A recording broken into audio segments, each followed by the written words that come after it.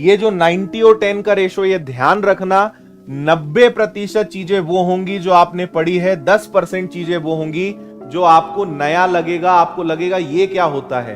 इस 10% के चक्कर में लोग 90% को खराब करके आ जाते हैं और बाद में बोलते हैं क्या है, पेपर बहुत कठिन आया। पेपर कठिन नहीं होता है, ये 10% कठिन होता है, लेकिन इसको इतना प्लान से पेपर में घुसाया जाता है, ऐसी जगहों पे प्रश्न डाले जाते हैं कि आप उलझ जाते हो। 5 सवाल बहुत आसान, आपके आंसर ऐसे आ रहे हैं कि आपको लग रहा है इस बार तो अपन टॉप करेंगे, और 6वां सवाल उन्होंने ऐसा घुमा के दिया आपको कि आपने कहा यार ये क्या हो रहा है। उस सवाल में आप इतना उलझ जाओगे कि आपको डाउट होगा कि मैंने कहीं 5 में गलती तो नहीं कर दी। ये वो कला है जो पेपर बनाने वाला इसका ध्यान रखता है, और इसमें बहुत सी मछलियां फंस जाती हैं, है ना। मैंने पहले भी बताया है कि इस 10% को मैं स्पीड ब्रेकर बोलता हूं।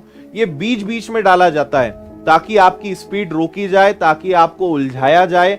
एक बात याद रख लेना, आपका पहला टारगेट है 1 से लेकर 100वें प्रश्न तक पहुंचना, कैसे भी करके लास्ट तक पहुंचना है। और जो भी सवाल हैं, 6 सवाल, 7 सवाल, 8 सवाल, 10 सवाल, जहां लगे कि यार मुझसे नहीं बनेगा या इसमें बहुत कैलकुलेशन है या मैं श्योर नहीं हूं, उनको आखिरी में देख लेना, ठीक है।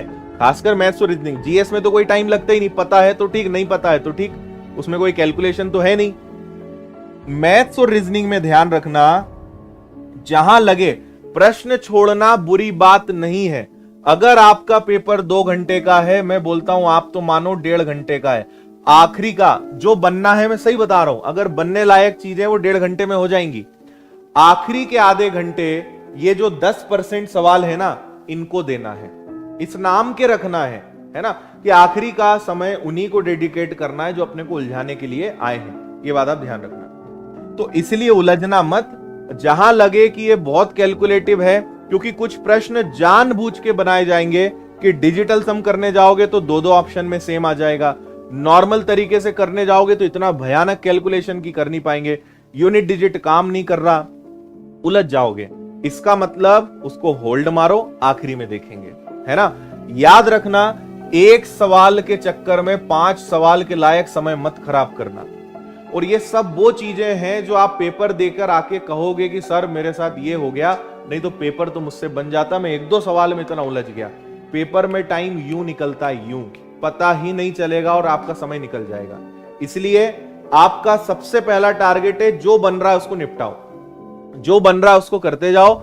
आखिरी में, भले आखिरी में 1 घंटे में तुमने जो बनना था वो कर दिया, अब अगला 1 घंटा जो है आपको वो देना है। अब आप मस्त तरीके से रहिए। और अच्छा, पेपर जब चालू होता है तो शुरू के 15-20 मिनट 25 मिनट आप स्थिर नहीं रहते, मानसिक रूप से प्रेशर होता है। जब वो आखिरी में बोलते हैं आखिरी का आधा घंटा, आखिरी के 15 मिनट, फिर आप मानसिक रूप से स्थिर नहीं होते। तो आपके 15, 20, 25 मिनट तो यूं ही खराब होने हैं, प्रेशर के कारण ही आप जगह पे नहीं रहोगे, है ना।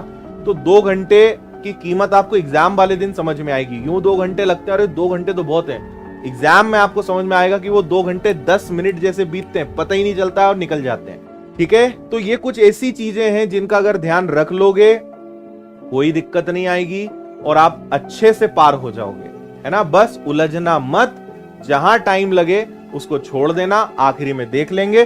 कई लोग सोचते हैं कि नहीं हम तो लाइन से करते चलेंगे भाई, कुछ भी बीच में नहीं छोड़ेंगे, बिल्कुल गलत है, कभी ऐसा मत करना, है ना। कुछ लोग सोचते हैं प्रश्न छोड़ना बुरी बात है, कुछ बुरी बात नहीं है। जो उलझाने के लिए बनाया उसको तो छोड़ना ही पड़ेगा ना।